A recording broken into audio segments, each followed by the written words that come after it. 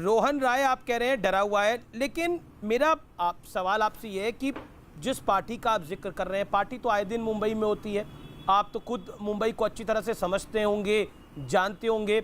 आपके पिता तो खुद महाराष्ट्र के सीएम रहे और ताकतवर सीएम रहे और महाराष्ट्र कोंकण के एक बड़े नेता हैं वो। मैं आपसे ये जानना चाहता हूँ, पार्टियां तो होती हैं, आए दिन होती है, तो पार्टियां होती है, तो ऐसी पार्टी में क्या हुआ था कि 8:30 बजे से लेके शाम के 8 जून को 8:30 बजे से लेके 1 बजे तक सीडीआर का रिपोर्ट नहीं आया है, किसी को फोन नहीं किया, किसी का फोन नहीं आया, सीसीटीवी का फुटेज नहीं आया है।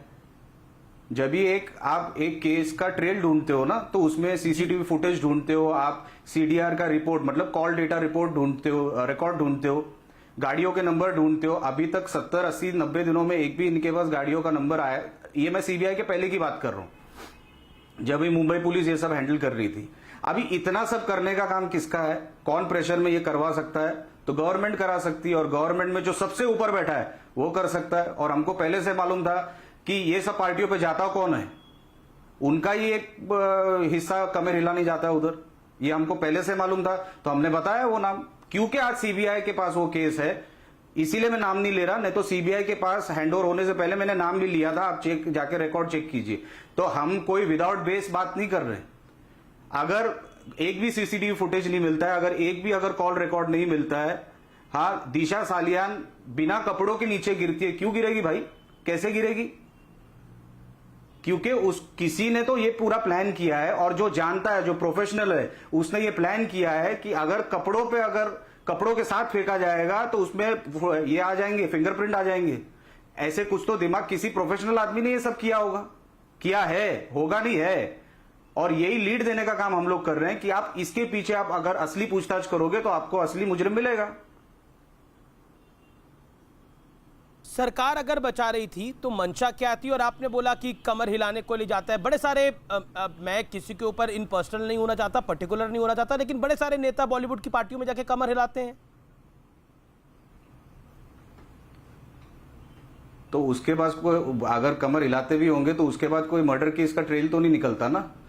ये तो किसी को अभी आप कितना जानकारी रखते हैं मुझे पता नहीं, पर अगर कुछ ऐसा कुछ हुआ, 8 तारीख की जो पार्टी हुई थी, या 8 तारीख को दिशा सालियान जहां पे जो पार्टी से निकली थी या अपने घर चली गई, उसकी मौत क्यों हुई वो जानना जरूरी नहीं आपको और मुझे? बिल्कुल। मुंबई में पार्टियां होती है तो आप हर पार्टियों में इसको भी गिनोगे और वो जो असली मुजरिम है उनको भागने दोगे? मैं बोल रहा हूं कि अगर उसका मर्डर हुआ है, अच्छा, ऐसी क्या नौबत आ गई थी कि पोस्टमार्टम के पहले फ्यूनरल को अरेंज किया गया, फिर कैंसिल किया गया, फिर पोस्टमार्टम की रिपोर्ट 2 दिन के बाद निकली? ऐसा क्या हुआ था? मतलब कुछ तो ऐसे, देखिए, कुछ तो सस्पिशन है, कुछ तो गड़बड़ है।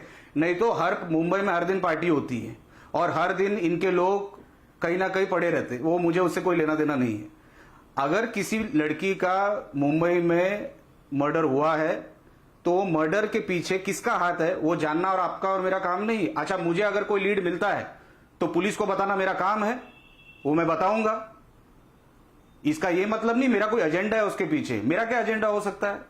अगर किसी की लीड अगर मुझे मिलती है, कल मुझे सामने से अगर किसी का फोन आता है कि ऐसा ऐसा आदमी इस जुर्म में उसका हाथ है, तो अगर उसका हाथ हो सकता है तो पुलिस को बताना मेरा काम है।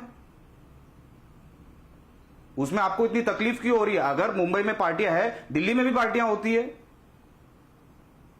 कौन से शहर में पार्टियां नहीं होती? तो हर पार्टी के बाद क्या मर्डर होता है क्या?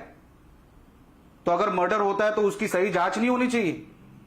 और अगर मुझे कोई लीड मिलती है जी, या हमारे साहब को कोई लीड मिलती है, वो अगर हम पुलिस को देते हैं या सीबीआई को देना चाहते हैं, तो उसमें खराबी क्या है? आपको प्रॉब्लम क्या है? मेरी प्रॉब्लम तो कुछ नहीं है, लेकिन प्रॉब्लम